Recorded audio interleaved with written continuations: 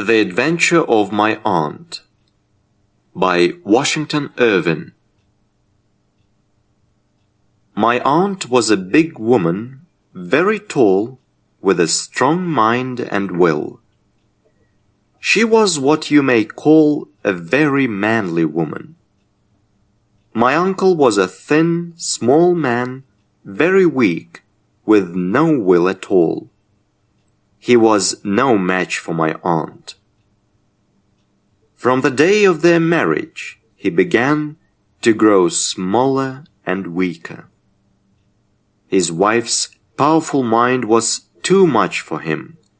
It undermined his health, and very soon he fell ill. My aunt took all possible care of him. Half the doctors in town visited him and prescribed medicine for him, enough to cure a whole hospital. She made him take all the medicines prescribed by the doctors, but all was in vain.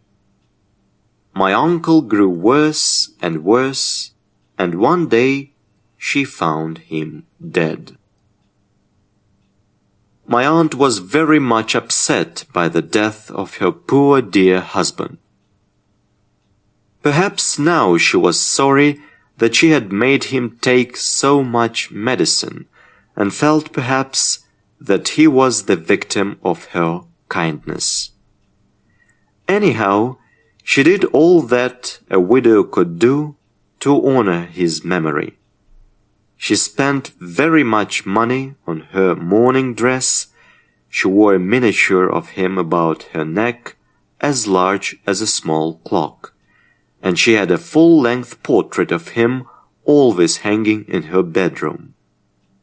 All the world praised her conduct. A woman who did so much to honor the memory of one husband deserves soon to get another, said my aunt's friends. Some time passed, and my aunt decided to move to Derbyshire, where she had a big country house. The house stood in a lonely, wild part of the country, among the grey Derbyshire hills. The servants, most of whom came with my aunt from town, did not like the sad-looking old place. They were afraid to walk alone about its half-empty, black-looking rooms. My aunt herself seemed to be struck with the lonely appearance of her house.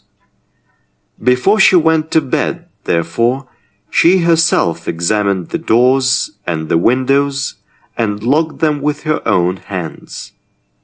Then she carried the keys from the house, together with a little box of money and jewels, to her own room. She always saw to all things herself. One evening, after she had sent away her maid, she sat by her toilet table arranging her hair. For in spite of her sorrow for my uncle, she still cared very much about her appearance. She sat for a little while, looking at her face in the glass, first on one side, then on the other. As she looked, she thought of her old friend, a rich gentleman of the neighborhood, who had visited her that day and whom she had known since her girlhood. All of a sudden, she thought she heard something move behind her. She looked round quickly, but there was nothing to be seen. Nothing but the painted portrait of her poor dear husband on the wall behind her. She gave a heavy sigh to his memory, as she always did whenever she spoke of him in company, and went on arranging her hair. Her sigh was re-echoed. She looked round again, but no one was to be seen. "Oh, it is only the wind," she thought, and went on putting her hair in papers. But her eyes were still fixed on her own reflection and the reflection of her husband's portrait in the looking-glass. Suddenly it seemed to her that in the glass she saw one of the eyes of the portrait move. It gave her a shock.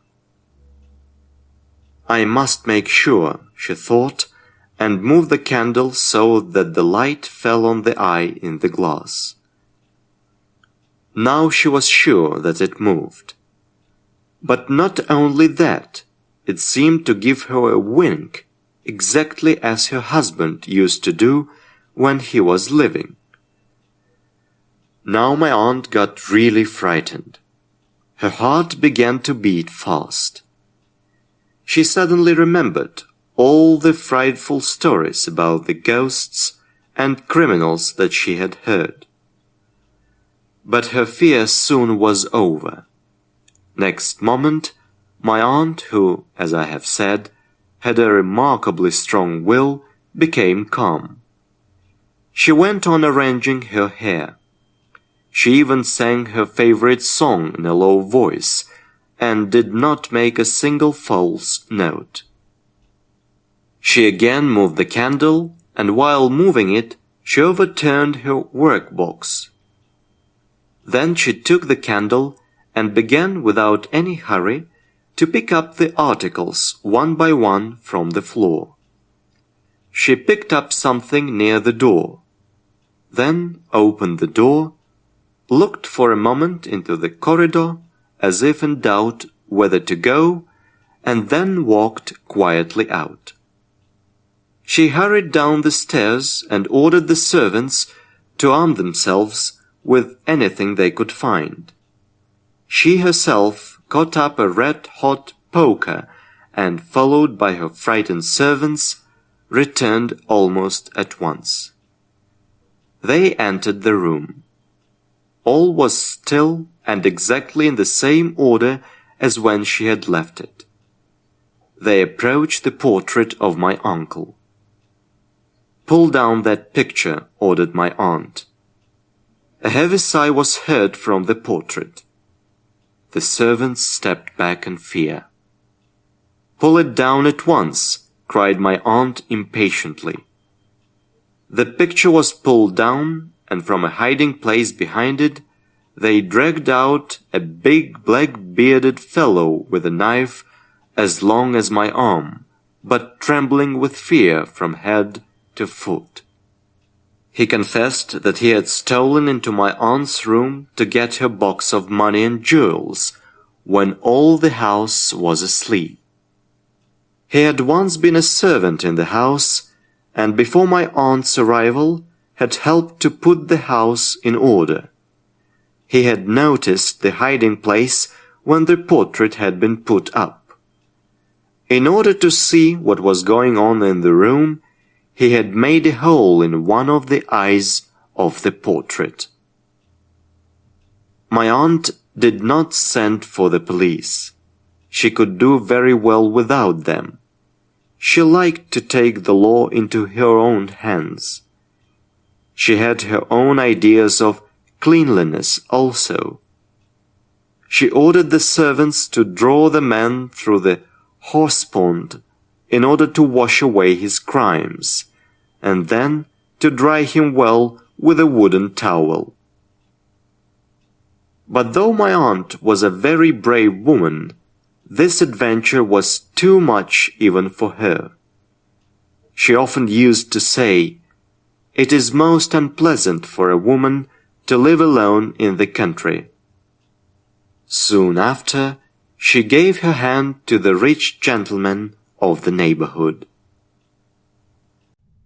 If you liked this story, then like it and subscribe to the channel. There is still a lot of interesting things ahead.